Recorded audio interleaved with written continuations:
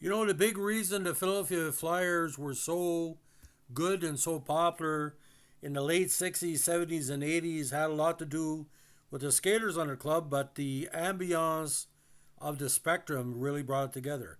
Now, in Canada, we call it the Philadelphia Spectrum, but in the States, it's called the Spectrum. It was later known as the Core State Spectrum, the First Union Spectrum, and the Wachovia Spectrum. An indoor arena in Philadelphia. It first opened in September 67 as part of what is now known as the South Philadelphia Sports Complex. After several expansions of its seating capacity, it accommodated 18,168 for basketball and 17,380 for ice hockey, arena football, indoor soccer, and box lacrosse. Now, the final event of the Spectrum was a Pearl Jam concert on October 31st, 2009. The arena was demolished between November 2010 and May 2011. Now, opened as a Spectrum in September 67, Philadelphia's first modern sports arena had a quality all its own. Teams would go in and almost get the Spectrum flu. They didn't want to play there against the Flyers. It was built to be the key home of the expansion Flyers in the NHL and also accommodate the existing Philadelphia 76ers of the NBA. The building was the second major sports facility built at the south end of Broad Street, an area previously known as East League Island Park, and now referred to simply as the South Philadelphia Sports Complex. Now, ground was broken on the arena on June 166 by Jerry Wallman and then Philadelphia Mayor James Tate as the home of the Flyers. The first event at the arena was the Quaker City Jazz Festival on September 30th, 67, produced by Larry McGidd. The first sporting event at the arena was an October 1767 boxing match featuring Joe Frazier versus Tony Doyle.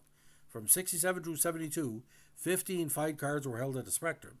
The NBA's 76ers also moved there from Convention Hall as the second major league sports tenant. Lou Scheinfeld, former president of the Spectrum, explained that the name Spectrum was selected to evoke the broad range of events to be held there. The SP for sports in South Philadelphia, E for entertainment, C for circuses, T for theatricals, R for recreation, and as what a nice building. Scheinfeld also said that a seat in the city's first Superbox initially cost $1,000 a year. For every Flyers game, Sixers game, circus, you name it, you got 250 events for $1,000.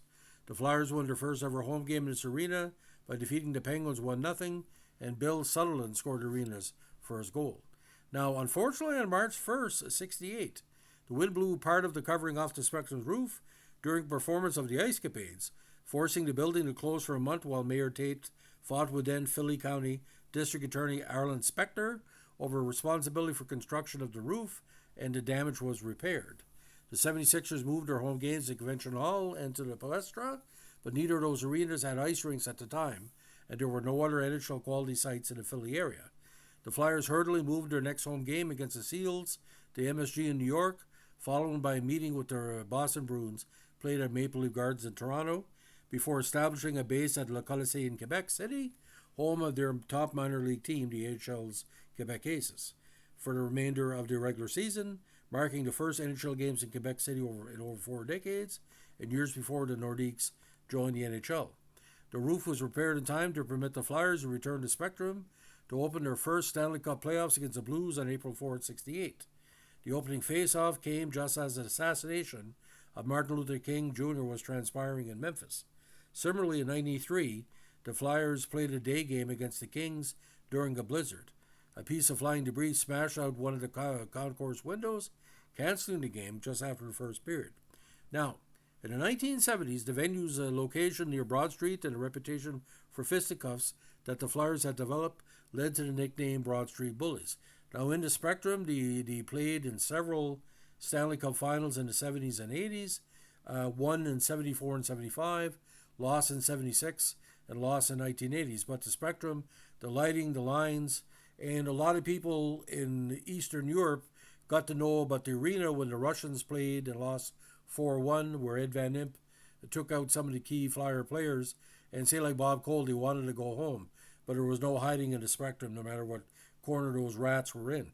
Now in 76, the local paid television service Prism, so named in part as you could see the Spectrum via Prism, was launched by Spectacor, carrying home games for the Flyers and 76ers, as well as the Phillies. Prism's technical and studio operations were based out of the event level of the Spectrum, though Prism's administrative offices were instead located in Bala Shinewood. Prism's successor, NBC Sports Philadelphia, is based at the present-day Wells Fargo Center in a similar arrangement. Now, a plaque inside the Spectrum stated they held a world record for the fastest conversion for hockey to basketball. Now, the Spectrum, along with the Met Center and the Forum, was one of the first sports arenas to have a scoreboard with a message board. Furthermore, the message boards on the Spectrum scoreboard were the first dot matrix screen for hockey or basketball, capable of photos, animation, and replays as well as messages. This was replaced in '86 with Reno Vision, which consisted of 6 9x12 rear projection video screens at the top and a 4-sided American sign and indicator scoreboard at the bottom. Inside the video screens were General Electric projectors located 15 feet away from each screen. Now, capacity for hockey.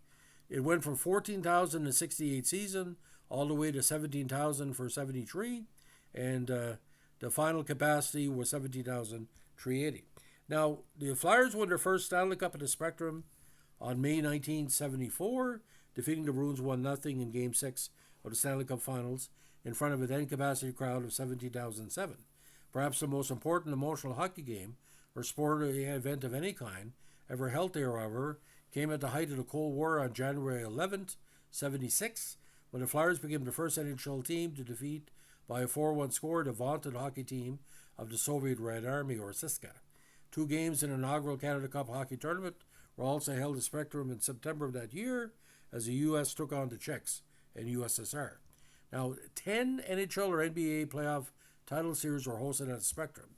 The Flyers competed in the Stanley Cup Finals in 74, 75, 76, 80, 85, and 87. The 76ers played the NBA Finals in 77, 80, 82, and 83. The 76 and 92 NHL and 70 and 76 NBA All-Star games were also held there. The AHL Phantoms also won their first Calder Cup title on Spectrum Ice before a solid crowd of 17,380 on June 10th, 98, defeating the St. John Flames 6-1. Now, the only visitors to win the Stanley Cup and NBA titles at the Spectrum were the Habs in 76 and the Lakers in 1980.